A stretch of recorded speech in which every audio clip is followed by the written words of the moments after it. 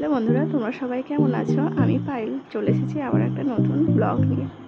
তো দেখো, আমি রেডি হয়ে বেরিয়ে পড়েছি চুল স্মুথিং করার জন্য। ভাবছি যে সামনে পুজো আসছে, চুলটা তো স্মুথিং করতে হবে। আমার চুলটা একটা ড্যামেজ হয়ে গেছিলো, তো আমি এখানে বসে অনেকক্ষণ ওয়েট করলাম। তো কিছুক্ষণ ওয়েট করার পর দেখছি যে একটু ভিড় আছে, ওরা কাজে ব্যস্ত আছে। তো আমাকে বললো যে কিছুক্ষণ আর কি তুমি বসে থাকো, তারপর আমি ডেকে নেবো আর কি। যাই হোক, আমি কিছুক্ষণ একটু বসে দেখে যে আমাকে ডাকলো। তো ফার্স্টে আমার চুলটা আর কি ওয়াশ করে দিল শ্যাম্পু দিয়ে ভালো করে। অনেকক্ষণ শ্যাম্পু অ্যাপ্লাই করার পর কিছুক্ষণের পর আমি যেহেতু বসলাম একটু, আমার কানে ব্যথা করছিলো, তো আমার কানেটা একটু খুলে নিলাম।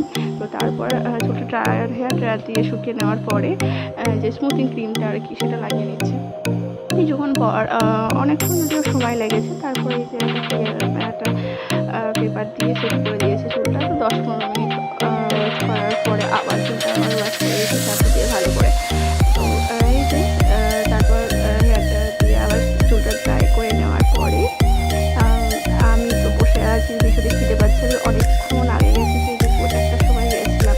তারপর চুলটা ঠিকঠাক দেখছিল যে ভালো হয়েছে কিনা, আমাকে জিজ্ঞেস করছে যে তুমি অনেকক্ষণ বসে আছো, তোমার সমস্যা হচ্ছে। যে যাই হোক, তো করতেই হবে, তাই না? তো দেখো, দেখছে, আমাকে জিজ্ঞেস করছে যে ভালো লাগছে, তাই অবশ্যই, কেন ভালো লাগছে না। তারপরে আবার জানি না কি একটা ক্রিম, আবার ওই ক্রিমটা একটু একটু করে মানে অল্প অল্প চুল নিয়ে অ্যাপ্লাই করছিল। এই যে সময়টা বসে থাকা, এর আমার খুবই বিরক্ত লাগছিলো। সেই দুপুরবেলা তো ঘুম পাবেই, তো আমার ঘুমও পাচ্ছিলো, খিদেও পাচ্ছিলো। তো যাই হোক, বসে তো থাকতেই হবে একটু সুন্দর হওয়ার জন্য, পুজোর সময় চুলটা তো ভালো রাখতে হবে না?